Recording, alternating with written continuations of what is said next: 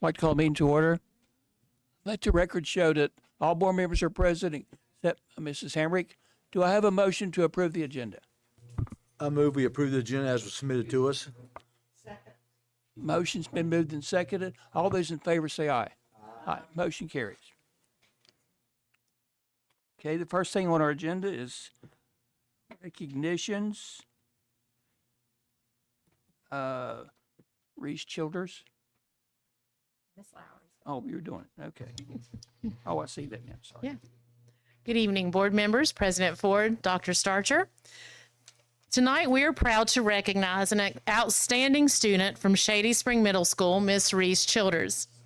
Earlier this year, West Virginia Secretary of State Chris Warner hosted the state's first I Voted sticker competition for 8th grade students across West Virginia.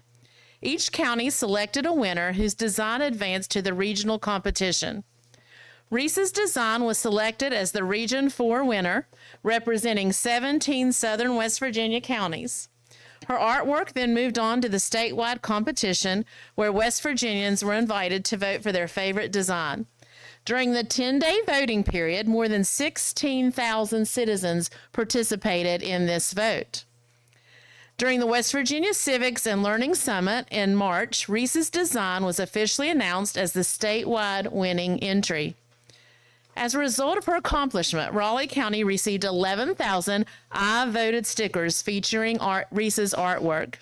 And voters across our county will proudly receive her sticker to wear when they cast their vote tomorrow. If you made the choice to vote early, as I did, you may recognize her design as it was on display in the voting area at the Raleigh County Courthouse. Reese, your creativity, your talent, and the representation of Raleigh County schools has made us incredibly proud. Congratulations on this outstanding achievement and for reminding us all about the importance of civic engagement. Reese, I think, has also brought each of our board members their very own I Voted sticker or badge. Please join me in congratulating Shady Spring Middle School 8th grader, Reese Childers.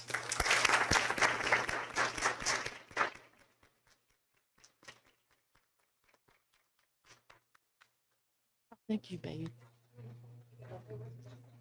So much.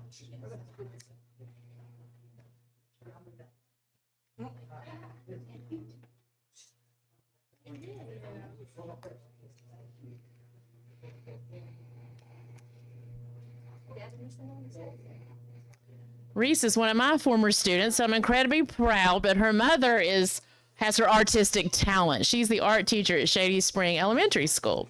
We're super proud of Reese.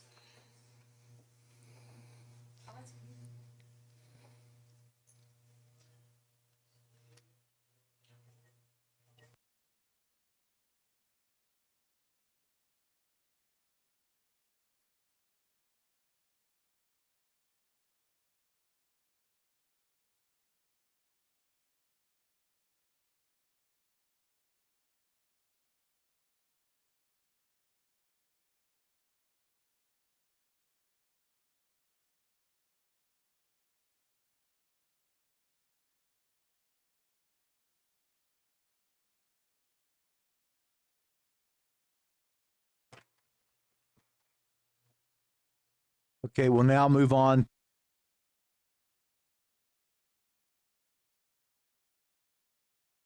Hang on. Now move on, Ms. Hodges, the 2026 Golden Horseshoe Award winners. President, Superintendent Dr. Starcher. This evening, I get to present to you the Raleigh County Golden Horseshoe winners. I speak to a lot of students and a lot of former Raleigh County students who feel that they are like historians and they should have always won the Golden Horseshoe, but the students that we're recognizing this evening are definitely worthy of this recognition. To begin with, we will start with Beckley Stratton Middle School, and our first Raleigh County Golden Horseshoe winner is Liam Smith.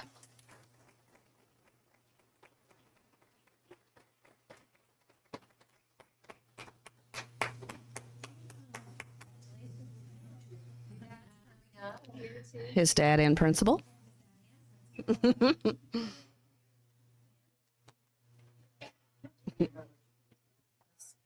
feel like I'm like in the way today.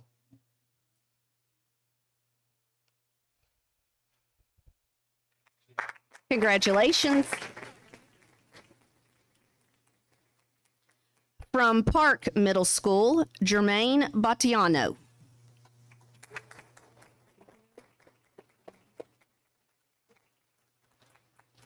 Also representing from Park Middle, Piper Hodge.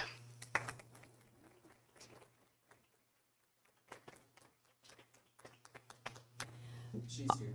Oh, okay, good. Yay. I'm sorry. Yay.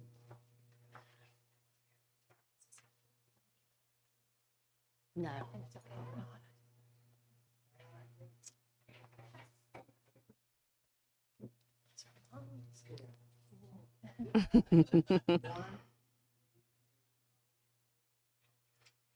Do you want to be in the picture?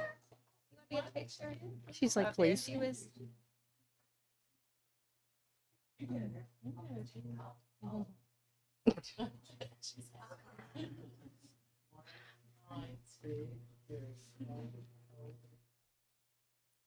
Is that a future Golden Horseshoe winner? Also from Park Middle School, Trip Ligursky.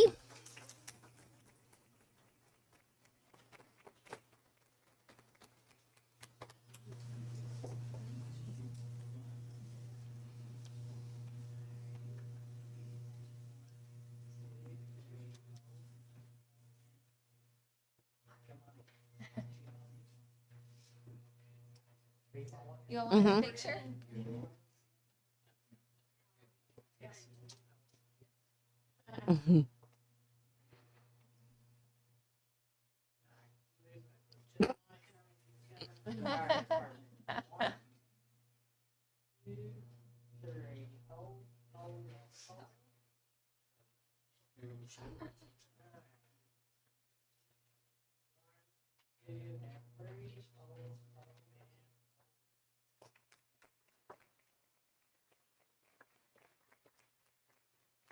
Still representing Park Middle School, Yashmit Panta.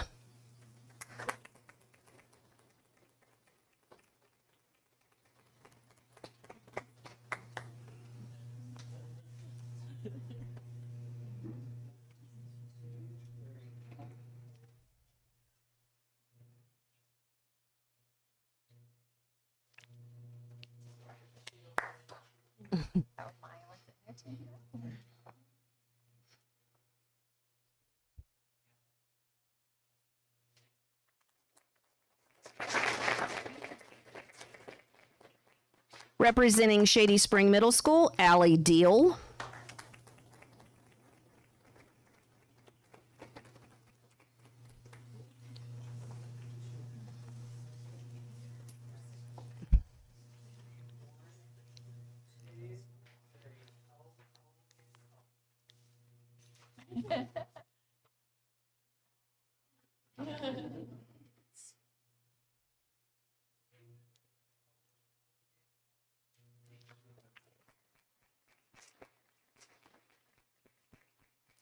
Also representing Shady Spring Middle School, Madison Lilly.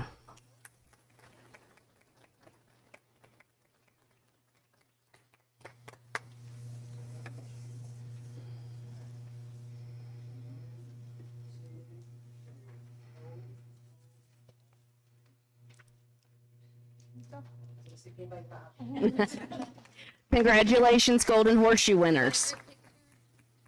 Yeah, if all of our Golden Horseshoe winners could come back up for a group picture.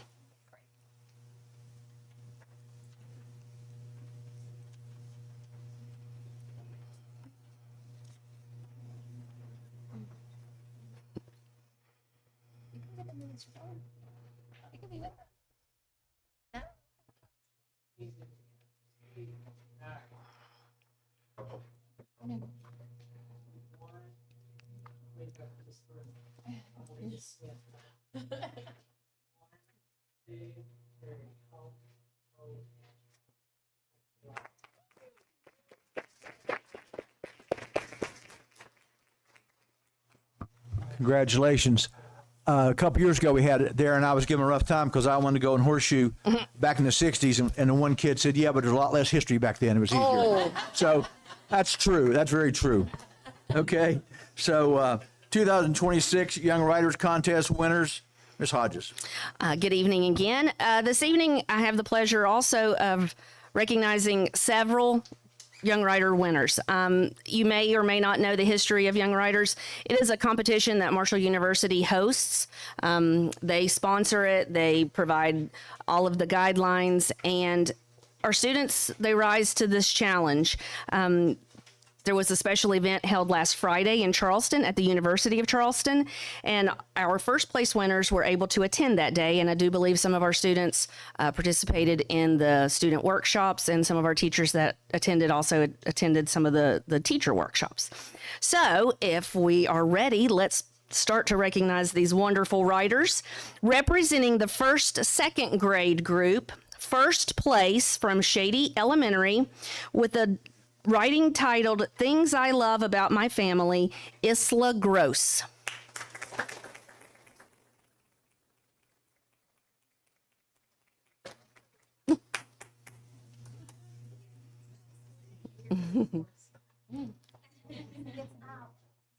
Oh, okay, I'm sorry.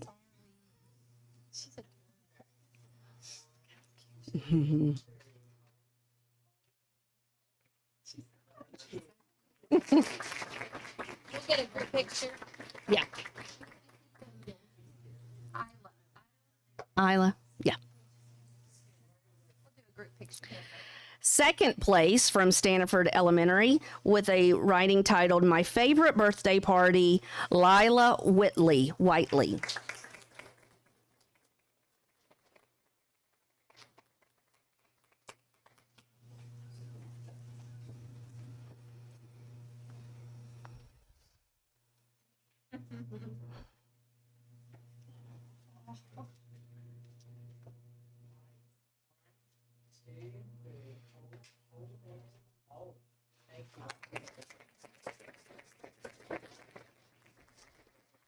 Third place from Daniels Elementary, titled A Magic Move, Bailey DiLorenzo.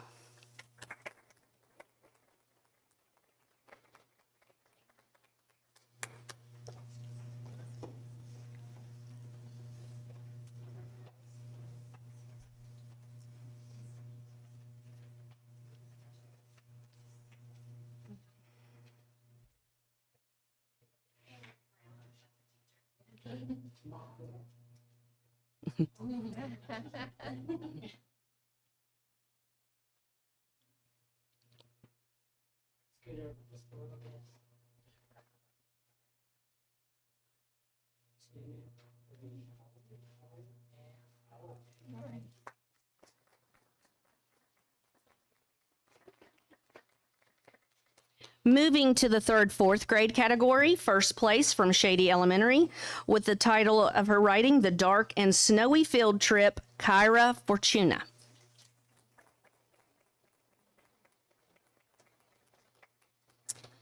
Second place from Maxwell Hill Elementary, titled Gone and Forgotten, Maddox Dillon.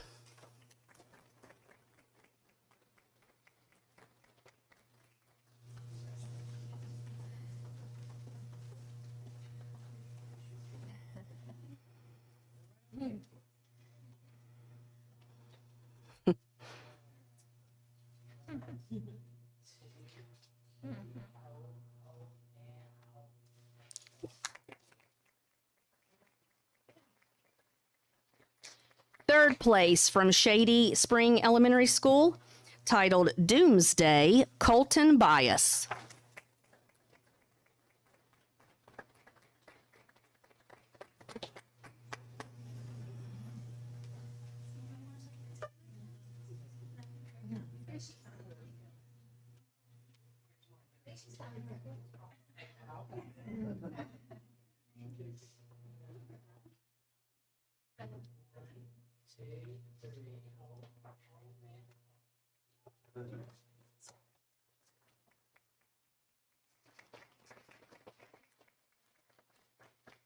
Moving to the 5th, 6th grade category, first place from Maxwell Hill Elementary, titled When Hope Held Its Breath, Kelsey Bailey.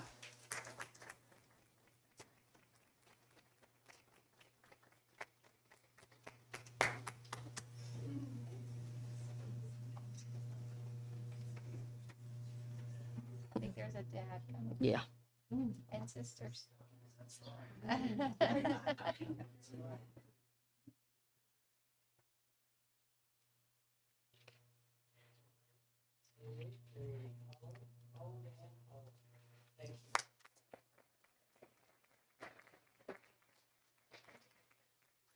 Second place from Shady Spring Middle School, titled The Big Dance, Eliza Sargent.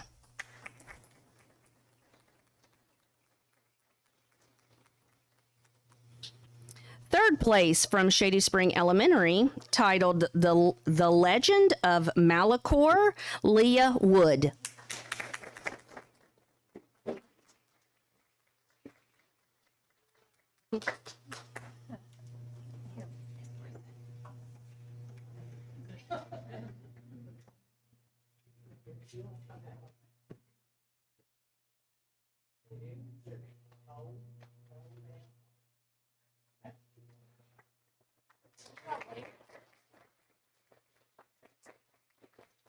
On to 7th and 8th grade category, first place from Beckley Stratton Middle School, titled When Being Good Isn't Enough, Rohan Patel.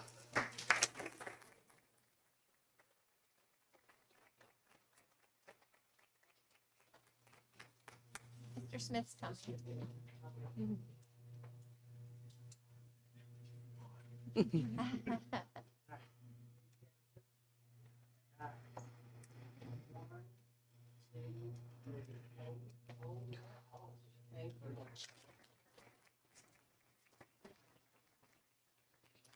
Second place from Independence Middle School, titled One School, One Team, Zoe Bothwell.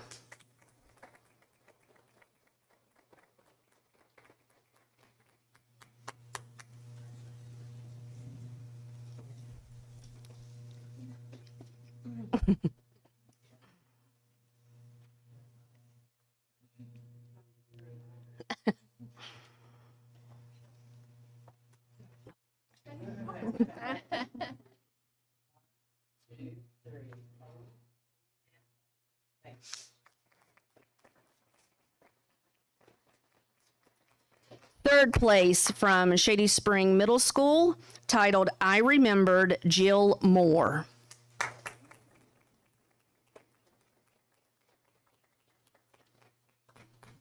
Moving on to the 9th and 10th grade category. First place from Liberty High School with a writing titled Affliction's Grace, Madison Toller.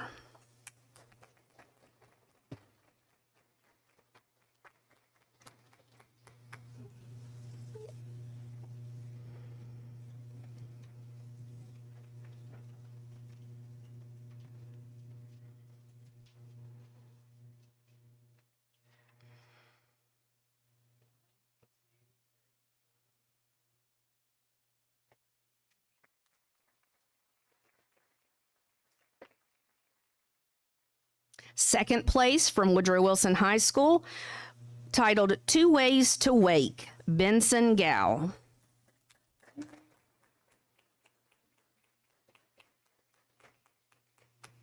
Third place from Mount Hope Christian School, titled The Moon Catastrophe, Liam Woodard.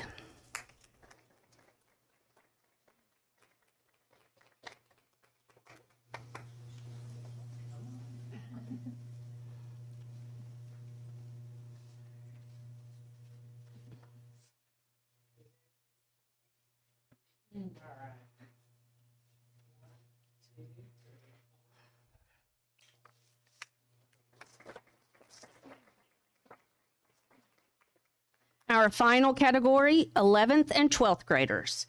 First place, representing Liberty High School, titled My Childhood, Nevaeh Dunn.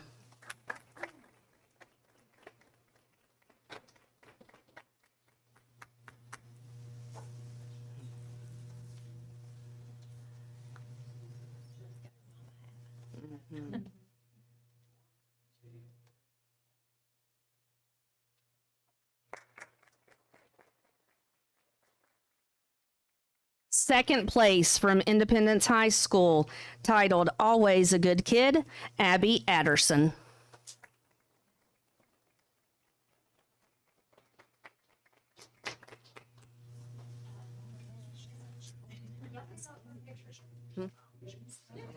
That's a good idea. I'll announce that.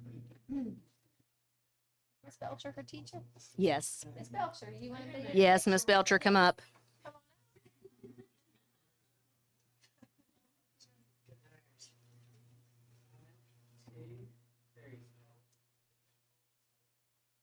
Side note on Abby, she had me as her principal, and now my husband is her boss during her clinicals. She can't get away from the Hodges family.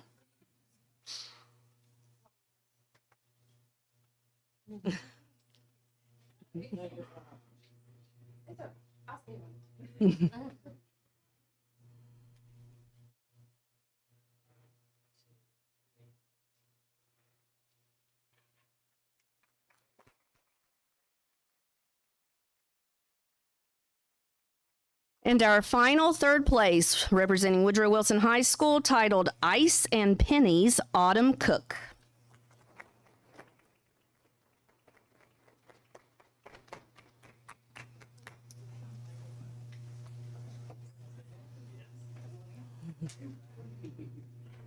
Come on in, I'll get the back.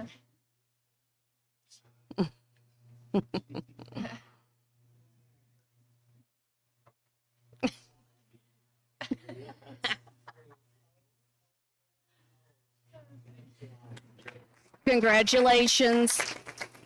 I believe Miss Polly would like all Young Writers winners to step outside for a group picture where there's more room. Thank you again. And if you want to come back in, you're welcome. If you want to go home, you're welcome to do that too. We thank you guys. Congratulations.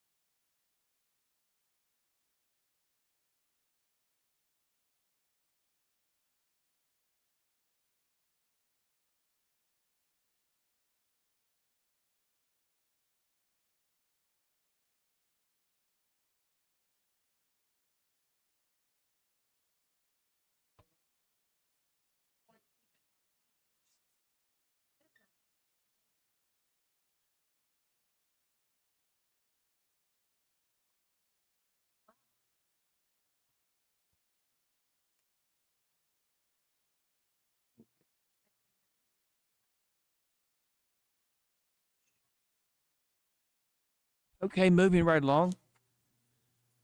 We have no agenda item, non-agenda items. We have we have a non-agenda item. Someone who wants to speak. Krista Childers.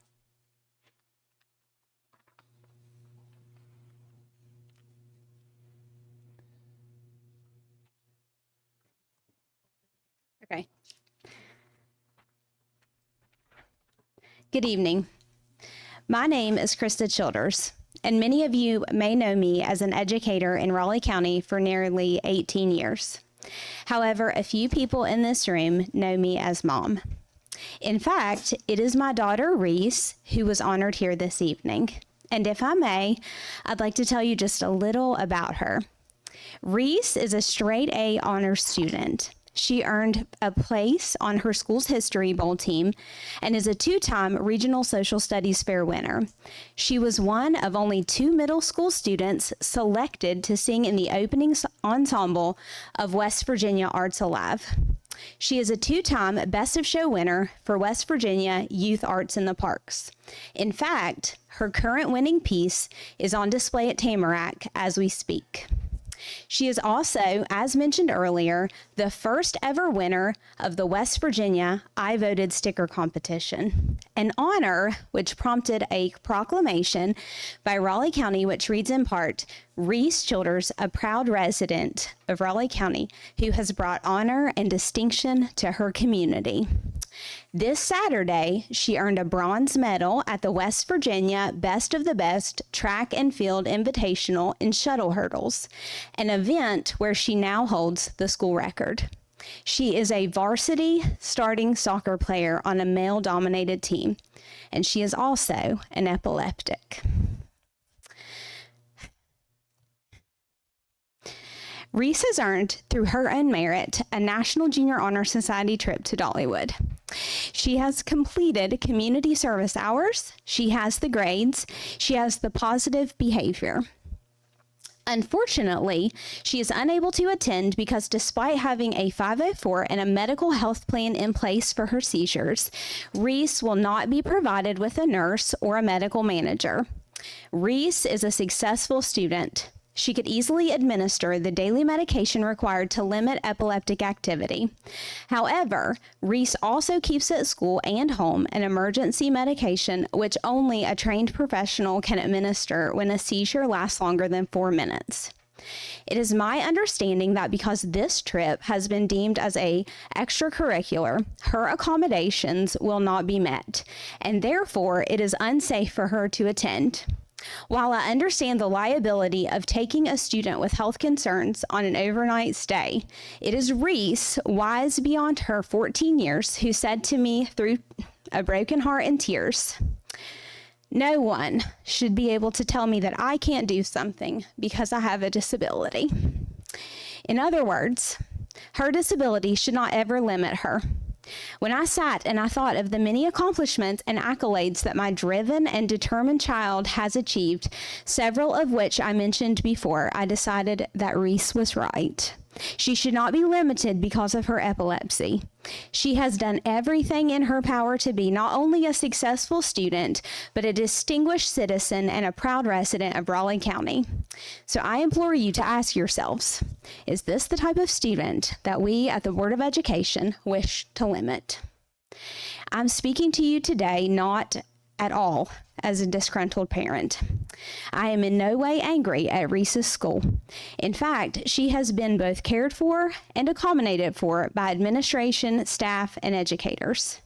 My goal in speaking to you today is to draw your attention to a practice and a policy that is discriminatory towards students with health concerns.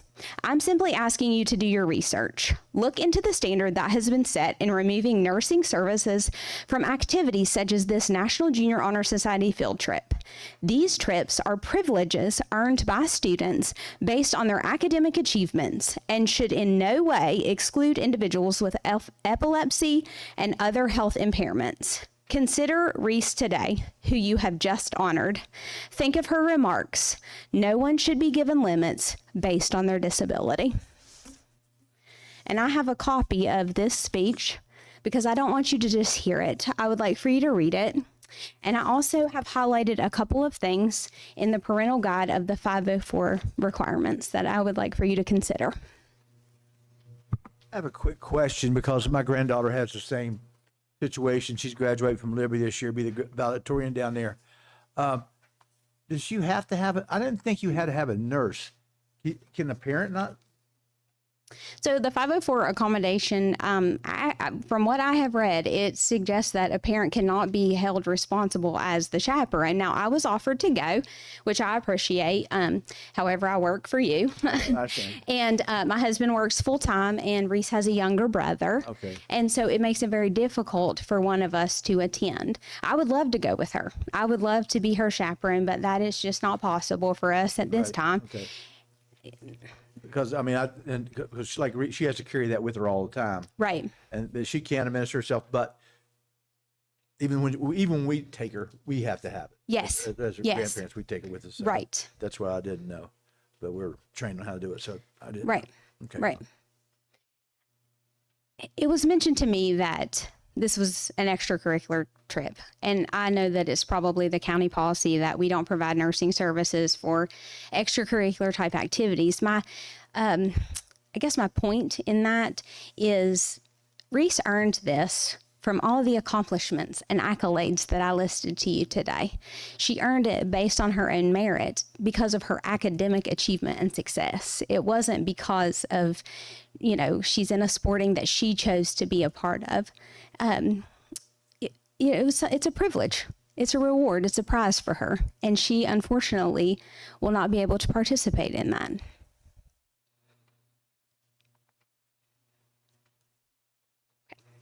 Thank you. Thank you.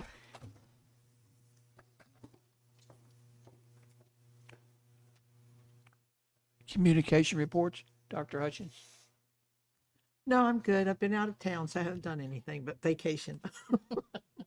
Ms. Smith.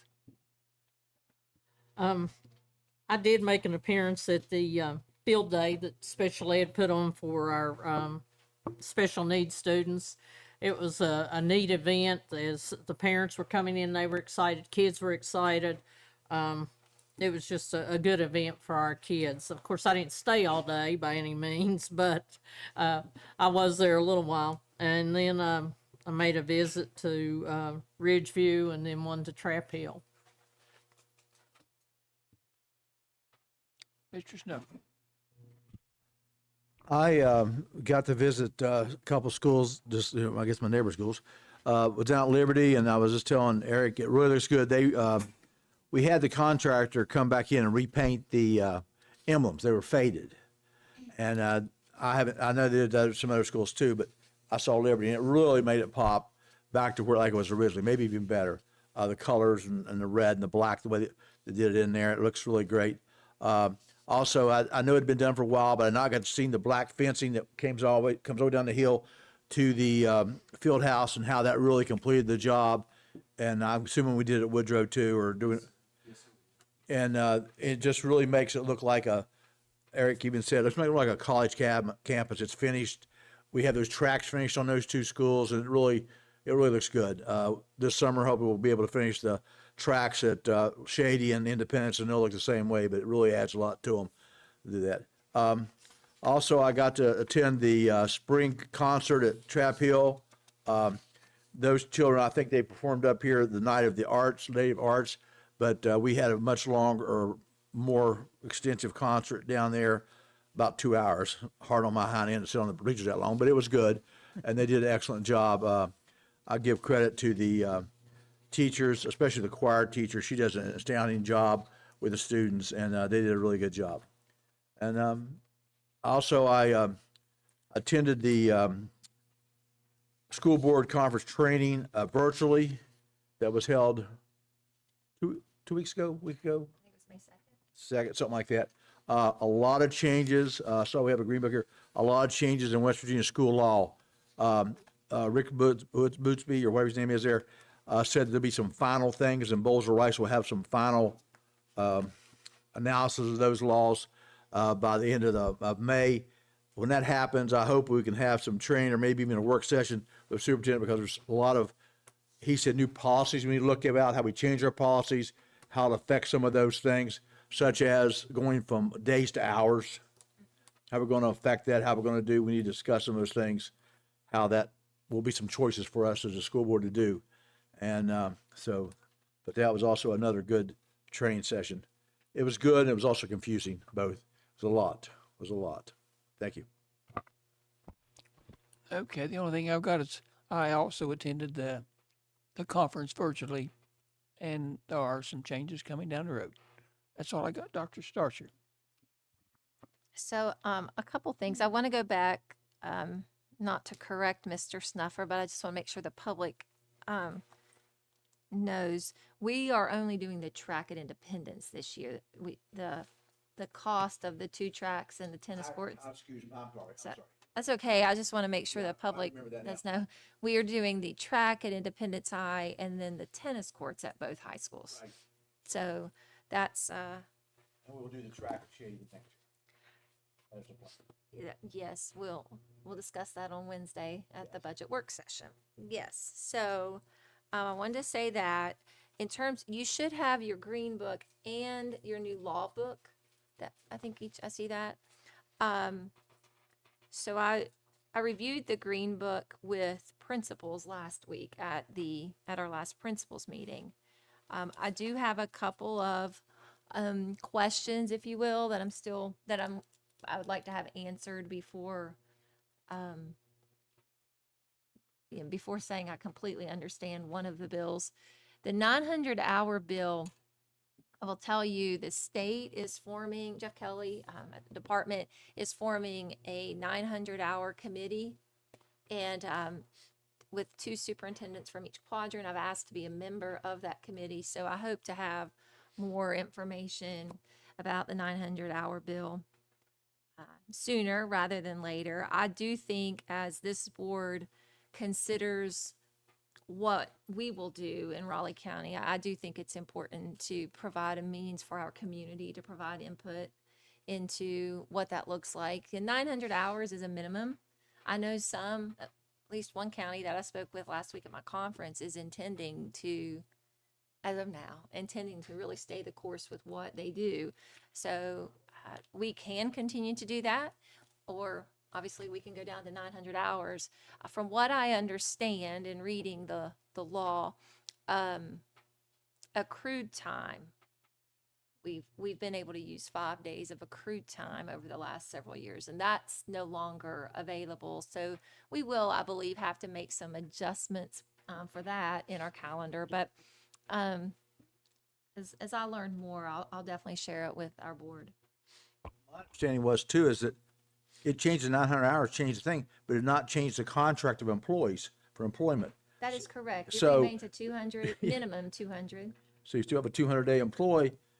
Yes. So Right, as you all know, right now, teachers, we'll talk about teachers, they have a 200-day contract, but students attend school 180 days. If you look at our schedules generally have 6 hours of instructional time, and that's what those 900 hours are. They're instructional, so recess, lunch, transitions, those things don't count towards the 900. But just in general, you could say we average about 6 hours of instruction a day. If you divide the 900 by 6, I think that's 150 days.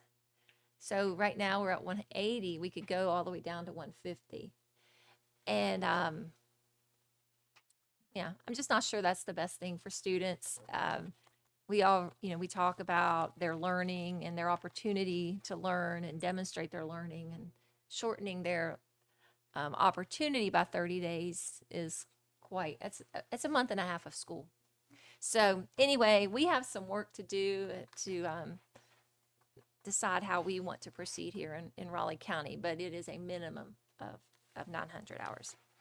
So you should have that. I do want to if you don't know, this is the General Summative Assessment Week. So all of our students grades 3 through 8, they are testing this week. I do, as Ms. Smith said, I want to recognize Ms. Akert and her staff. Last year was the first year I went to No Limits Invitational, and I loved it. And this year certainly did not disappoint. It was a great day. So thank her and her staff for that. And then I will let you know, the park project is it's just coming along. The architect has issued, or is in the process of issuing, 3 non-conformance notices in CNs. So I'm not exactly sure what the next month or so will hold with the construction contract. I'm just going to be honest with you. I will keep you updated as we proceed. I'm not very pleased with where we are with the park project. As of last week, we had to, Ms. Haug, working with Ms. Haug, she decided to stop using the gym based on some work that the contractor had done that put a lot of dust into the air. We certainly don't want students and staff breathing that dust. So that's part of one of those NCNs. So anyway, I hope I can give you a better update in 2 weeks when we meet again. But we're certainly not pleased with where we are and the current performance on the contract. I mean, on the project, I'm sorry. Any questions for me? Yeah, is there any update on putting the site preparation out to bid for Woodrow? Mr. Ford, the last update I have, it was supposed to go out to bid last Friday, but I don't believe it did. Oh. So I will, I'll follow up with Mr. Ferguson. Is that for Woodrow? Yes, the SBA, I know the SBA has given approval for us to bid out the site work first and then the rest of the project. They have done that. I've talked with the appropriate people at the school building authority for that. But I'm 99% confident it was supposed to be last Friday, and I haven't seen that. So I will I'm correct. Okay. I'll follow up with Mr. Ferguson Yeah, if they this don't hurry up, evening. they're gonna miss the summer. That is correct, and that has been strongly communicated. Yes, I will speak to Mr. Ferguson this evening. Okay. Any other questions about park or anything? Okay, that's all I have. Thank you. All right, thank you. Okie dokie. End of year data report. Ms. Lowry. Yes, good evening again. So in your packet, you do have our end of the year ELA and math data for the iReady diagnostic. This was for grades 3rd through 8th. Our kindergarten through 2nd grade just completed that and is finishing that up. As Dr. Starcher stated, we started our GSA today, and schools did different subject areas, so we don't have true data quite yet, but by the end of the week we should. Data is no longer embargoed with West Virginia General Summative Assessment, so we are free to share scores starting on Friday. Parents have their login. They can go in at the end of today, and if their student finished an assessment, they log on, they can see their results. Now, this take into consideration, this doesn't account for pulling out the students who weren't there the full academic year, and those things there. So that data will be coming out when we have we typical grade card, the school grade card and accountability. We'll look at that piece and if we had over 95% tested. We're certainly trying to make sure that everyone that possibly can does receive that assessment. So the end of the year data typically gives us an opportunity to take a look before testing and really focus on those standards that we are falling short on and that each student needs maybe to receive in small groups for after school tutoring. And so if you'll look at the data, we ended this, I cannot remember the exact date, but it was well in time that we did have some extra time to work on that data and the standards that were not proficient. This data was a lot more disappointing than it was mid-year, but we're going to take a look at that. So if you'll look at your first page, that's the ELA, and you can see the yellow there, which I looked at this over and over again, but our county elementary and middle schools are exactly the same, exactly in all those yellow areas as we were this time last year. And we also are exactly the same, except 1% lower in elementary of how many students we have 2 or more grade levels below. So the data is almost exactly as what it was on 2025, which is kind of astounding to me. Those first 2 columns show the end of the year of last year and then what we were this time. And 9 of our schools in the green there are higher this year than they were this time last year. If they are white, they are the same or less. And you can see the difference there between what they did in the fall of this year to the end of the year when we finish this diagnostic. The 2 red columns are where we were in 2025 with how many students were 2 or more grade levels below. And then you'll see the second red column is where we were this year. So 8 of our schools had less kids 2 or more grade levels below, which that's good. We certainly wanted all 22. And then you'll see the difference from fall. Definitely, we want to see a difference from the fall test to the end of the year. You should have a lot less kids. You know, if you started, depending on how you started out, you should have less kids 2 or more grade levels below. For example, if you look at Daniels, in the fall they had 15% 2 or more grade levels below in English, and they dropped 1%. So they're still, they were 14%, 15% in the fall, and now they're 14%. But then you'll see some of there that dropped 11%. So based on where you were at, some of these students, they had a lot less kids 2 or more grade levels below. Like Maxwell Hill only had 10% in the fall, and now they have, they had dropped at 2%. The concern that you would see there would be, an example is Coal City, who has more kids than they did in the fall. That is a big concern because we're creating more gaps than we had before. The progress towards typical growth, we've talked about this before, should be at least 100%. That means your mid-child in a school, the middle person has 100% growth. That's a year worth of growth. If you see 114, that's your mid-level. If you see 50, that's your mid-level. Half the kids in the school are greater than that, half are lower. 100% is that 1 year's growth. So if you were on a 3rd grade level, you're on a 4th. If you're on a 5th, and the higher the percentage, of course, you're closing a gap. Well, 6 of our schools did not meet that 100%, which is atypical. We typically do that. Big concern you see there is Marshfork at 38. We did have school that exceeded the hundreds and are very close. And then in stretched growth, we want 40 this time of year. And you'll see we had 2 schools that did not meet the 40% of stretched growth. And that is where we're closing that gap. So if you're in 5th grade and you're on a 3rd grade level, 100% is that typical growth. It's going to get you to the 4th grade level, but then you're going into 6th grade still that many years behind. So we want to stretch growth to close those gaps. And then probably one of the important data that you want to look at is that last column, where 2025 in the column next to the last is where I put the score that they had on the GSA last year in ELA. Then in the last column is where this assessment or this diagnostic shows them projected to be on the GSA this year. Now remember, that was very close in math, pretty close in ELA, but it's we don't have a writing assessment for our diagnostic. So 5 schools are projected to better than they did last year. Typically, we do a little better, so I'm hoping that is what we see. We've worked towards meeting some of those standards they were falling short on. And so those are shows all of the schools in ELA on those first 2 pages.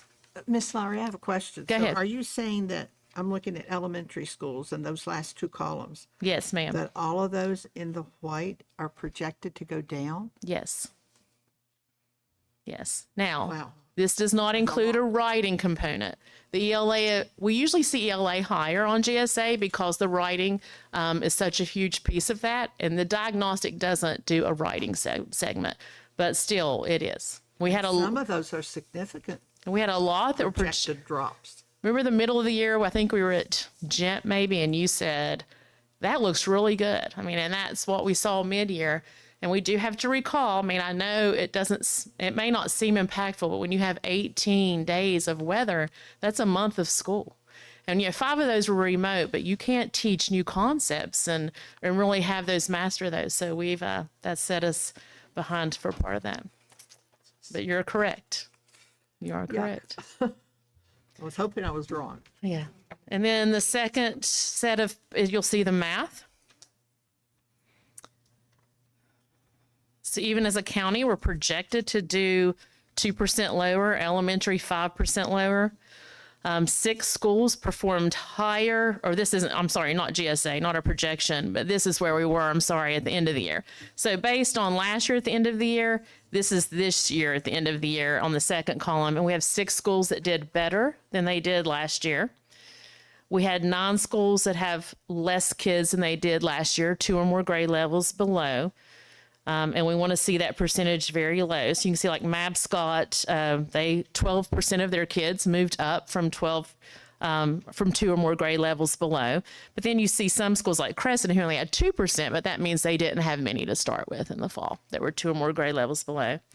We do have 8 that are projected to do better on the GSA than they did last year, but of course we want to see 22 in that column. And then we had 16 that did not demonstrate typical growth and 3 that did not demonstrate the stretched growth that we are wanting to see there. So certainly more disappointing than mid-year was far more exciting. Of course, this week is what's really going to be what we're looking at and taking, we're following that closely to see how we fall in the GSA. The last 2 pages there you'll see are the rankings of how the school compared to themselves and each other. Just one little correction that you would need to make on the very last page is under the growth from fall to end of the year, Best would be in the bottom. I have Trap Hill on there twice. Best is sharing 4th place with the Shady Spring there on ELA. So that shows where they are proficient at the end of the year, how many percent is proficient, the growth from fall to mid-year. I'm sorry, end of the year. That says mid-year there. Your typical growth, your GSA proficiency. The green is expected to do better, and you see that for ELA and math. Are there any questions? Probably a lot, but any comments? Yeah, I mean, I don't even know where to start on this, really, but I mean, I look at like a MAPSCOT on math, go from a 51, which, was one of the, to 27. Yes. I mean, man, that's rough. And I hope these projections, when they actually have the tests this week, are wrong. If they are, then we need to probably look at our iReady stuff. See what's really Part of the iReady is we typically have like they suggest a 30-week window that we start at the beginning. Every year we try to start sooner and get our deployment out so our students have their devices. So they say, they say that good data is for the 30-week window. Well, we only had 24 this year, so we had to get it all in there. So we are hoping the same, that amount of time between the end of the year, we just don't want to test them twice so close to the GSA. So if you're giving them this and the GSA, so this at least gives them an idea of where can we really hit those power standards, what students fall short in those areas of certain math skills. An ELA builds upon himself, but with math, you're teaching new skills. And when you have that month of snow days, So and I'm not saying that's the only reason. historically, from what you know of the iReady data, are the projected proficiencies somewhat accurate, not accurate, very accurate, or? Well, if you remember last year, I think it was math was only a 4% difference either way, average, and ELA was 6. So it's very close. Hopefully this year it's not, but I mean, it is very close. Okay. So the cow's in the road. We just don't know if she's been hit yet or not. Yes. We're hoping to. I don't even know what to say to that. But I'm just telling you from Coach Board's side. I can read that data pretty easily. yes. But there are a few highlights. Remember Hollywood really, failed some last year. They've really embraced having that math coach. They've really focused on those standards, and they are hard at that. They've done a fabulous job with that. We're seeing a good bit of growth at Fairdale. So we're excited about that there too. And hope, that we've gotten those pulled up. And you definitely, I've focused on the concerns, and you can see that yourself. Right.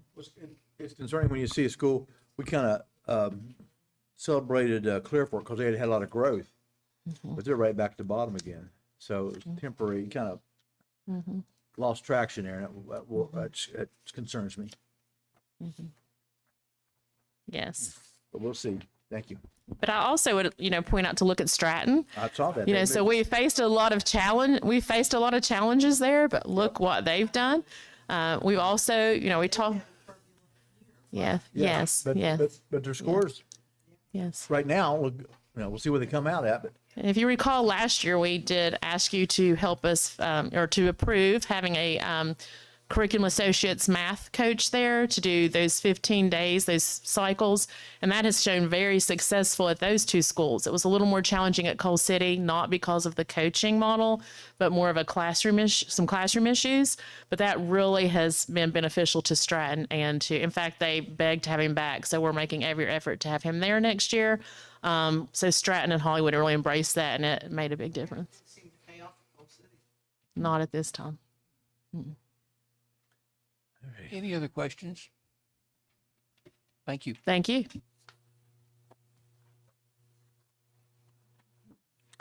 We have no unfinished business. Policies and procedures. The following to be placed on a 30-day comment. Approved new policy 8.12, digital accessibility. And President Ford, as the board is aware, we've been working throughout this year, I guess since September or October, to ensure that Raleigh County Schools was digitally accessible in accordance with a new law, new requirements regarding digital accessibility. So originally, we were to be compliant by April 24th of this year, and I guess around the country, there were some problems with that. So now there's a delay. We are moving full steam ahead. We're not going to slow down with digital accessibility. But the last thing we really needed to put in place was a policy. So you have a draft policy before you. You will see school expectations as well as district expectations identified. And this isn't going to be a surprise to our schools or district level administrators because we've been working on it since, like I said, September or October. So our digital accessibility leadership team, we worked on this policy, finalizing it last week, and I'd recommend that it be placed on 30-day comment. Okay, y'all have heard the recommendation. I move we put the digital accessibility 8.12 out for 30-day comment. Is there a second? All those in favor say aye. Aye. Motion carries. Consent items A, B, C, and D. Is there any objection to voting on those as a package? I have a question on one of the bills, but other than that, I don't mind voting on them together. Well, if it's not out of line, go ahead and ask a question. Okay. What was Clean River Housekeeping that we paid $15,000? Okay.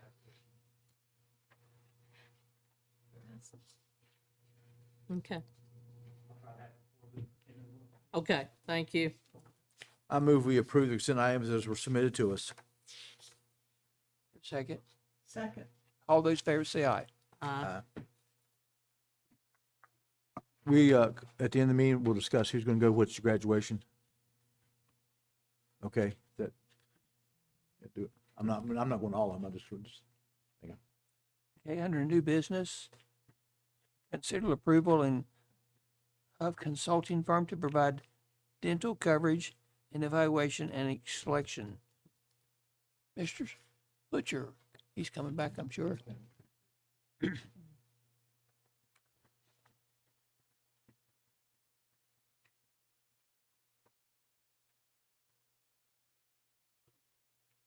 Board member, President Ford, tonight. Sorry. We have Dr. Starcher, board members, President Ford. Tonight, I'm here to talk about dental coverage. It's been an issue that's been ongoing for several years. Our employees have been complaining, dental providers have complained. So we decided to undertake a process to do a request for qualifications from consulting firms, and that is for to provide us with evaluation of our current coverages, provide us with any potential enhancements to coverage, assist us with preparation of a request for proposal to dental service providers, evaluate those proposals, provide an anticipated annual cost on those. I think all of us know that whatever we do, it's probably going to be an additional cost. It's, a matter of what we come back with, but I do expect there will be an increased cost to the district for this. And then they'll assist us with the selection and implementation of the provider that is selected through that RFQ process. It should result in an overall best benefit for our employees. That's the main goal. Also, a consideration, of course, for the overall cost of the program. And I think we want a provider that demonstrates the ability to react to market conditions and also listen to us, since we are the payer of the bills, when it comes to maybe some things we're not pleased with in our dental plans. That's been one of the issues with our current carrier is they're more of a regional carrier. They have a large network, but a large network doesn't do any good if there's no providers that really want to accept your benefits. So that's kind of where we've been. And so we decided to go down this path. Of course, I'm a treasurer. I'm not an insurance expert. So I think it's best to have someone consult with us on this and help us evaluate our plans. USI is the firm that we've selected. They were the only response. And the reason we're not putting it back out for bid is USI is one of the largest privately held insurance brokerage and consulting firms for employee benefits, property casualty risk, program and retirement solutions in the United States. They have over 200 insurance professionals in West Virginia and offices in Charleston, Morgantown, and Wheeling. So they are a large firm. One of the things we've done in the RFQ was ask them to provide some comparable project management experience. And although USI has done boards of ed, they didn't list those two. They actually listed others, I guess, to prove that they do a lot of different healthcare projects. One was a nonprofit that was looking for a dental provider. They've shopped over 20 carriers and met the company's solutions and also met their budget while improving the access to care and lowering the costs for the employees. Of course, here we're self-insured, so there is no cost to employees. It's more about the benefits that employees are able to utilize. USI has long-standing relationships with school boards for property and casualty, but because PEI is offered as the only choice for medical, of course, they haven't participated as much, although they could participate in that market if the need arose. One of the other things we asked them about was a project approach. Detail your firm's detailed approach to providing the services requested from the beginning evaluation of services to the final recommendation of providers. And their process is that they will advise us on the use of services to manage the entire marketing process. They will develop and assemble the RFP specifications based on our needs assessment.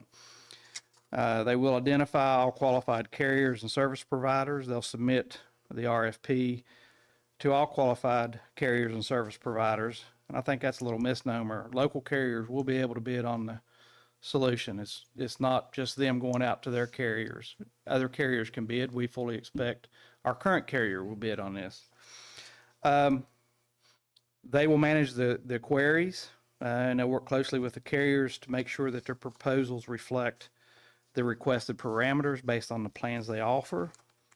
Under the proposal analysis, they'll review the proposals and evaluate the carrier service provider response based on the criteria set by us and USI.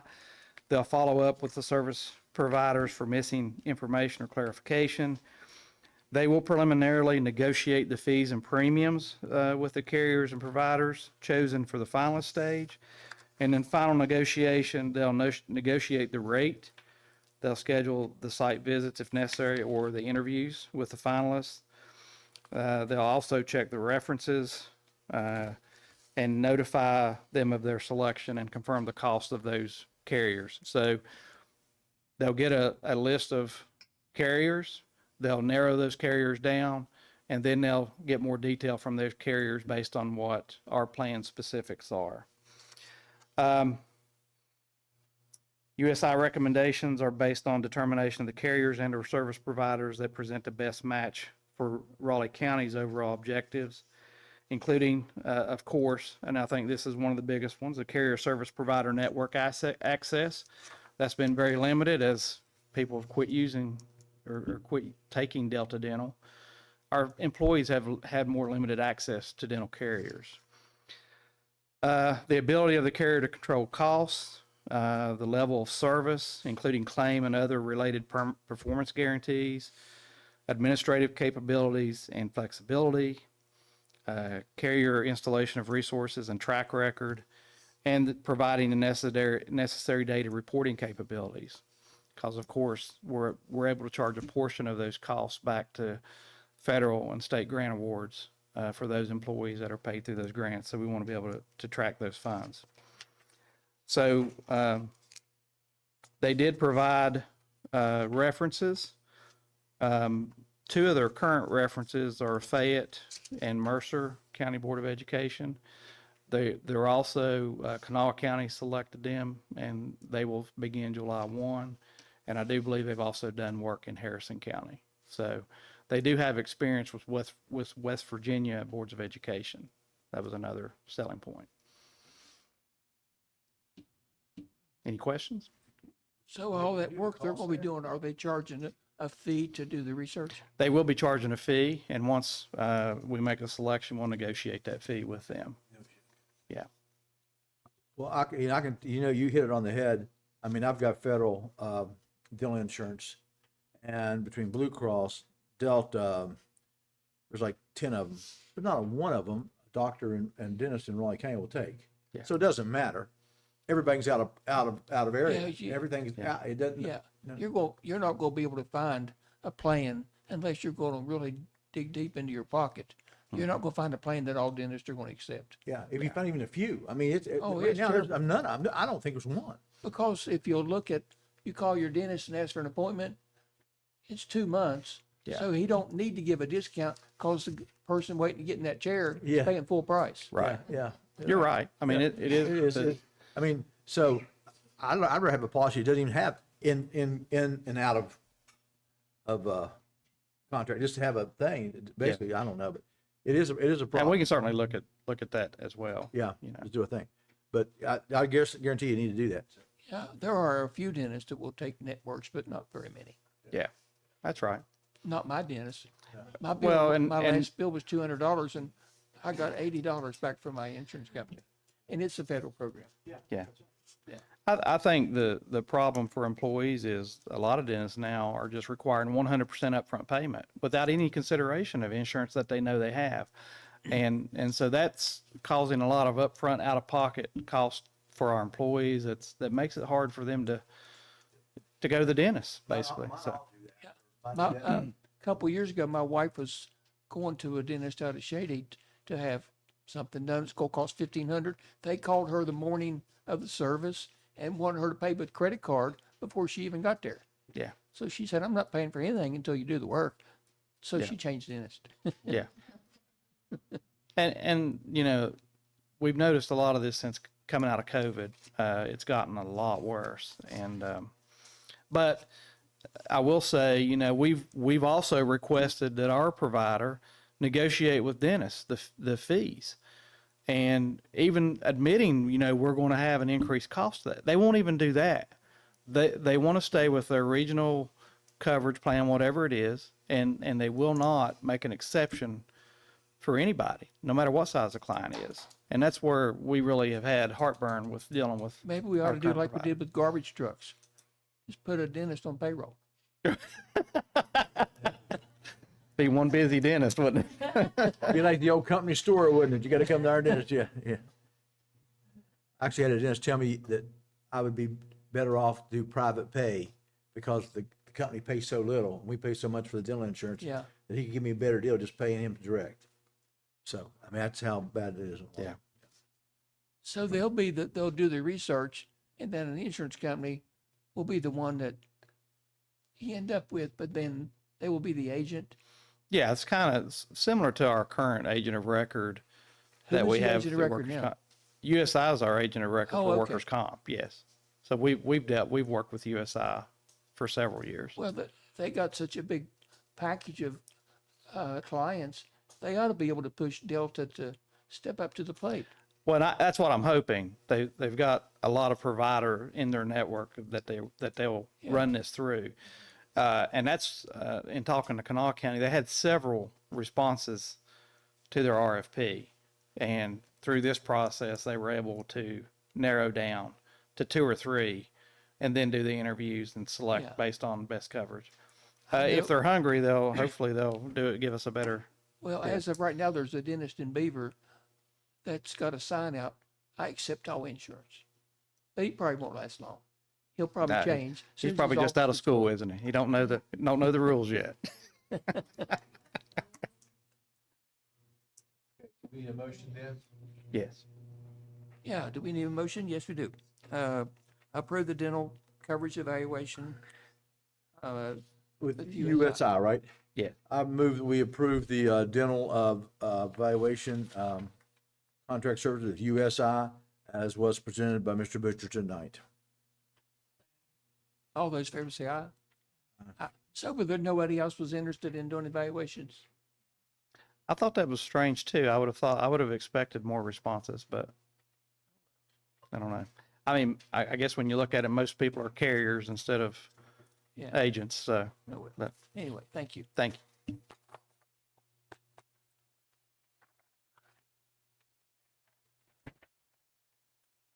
Okay. Consideration of personnel for 25-26 year. Good evening, everybody. We have a couple corrections on page 1. About midway through your page, you'll see it's an adjustment to specify that that's a resignation.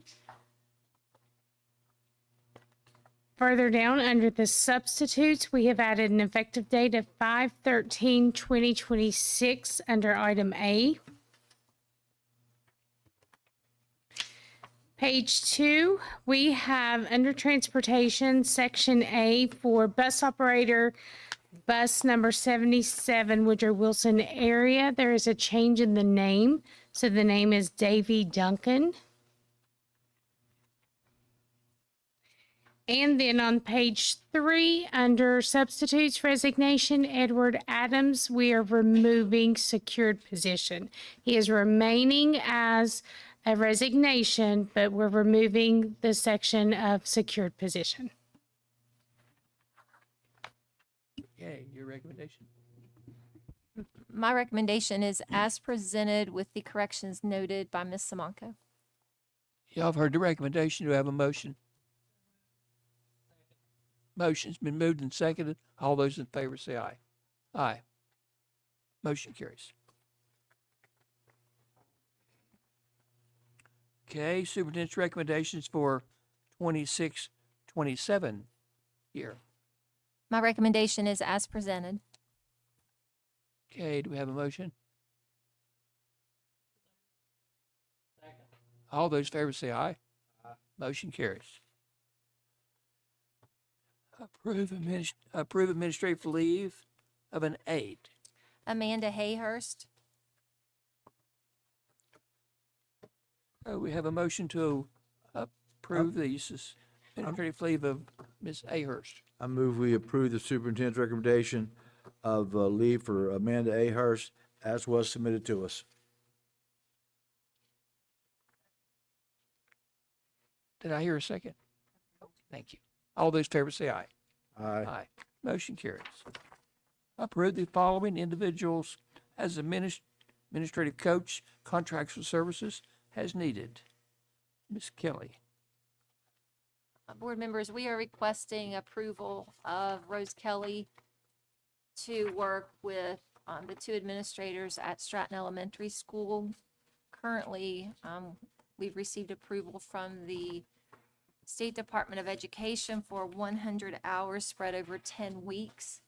Again, Ms. Kelly would work with both administrators. This funding would be provided through the school improvement grant,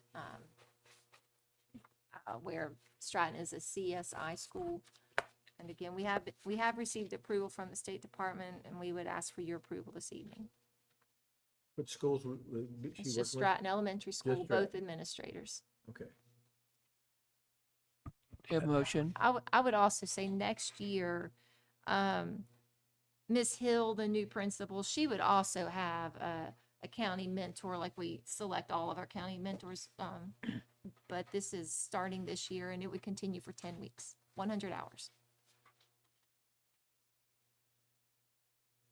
I move we approve the hiring of Rose Kelly as administrative coach for under contract services for Stratton Elementary. Motion's moved and seconded. All those in favor say aye. Motion carries. That's all we got on our agenda. This meeting is adjourned.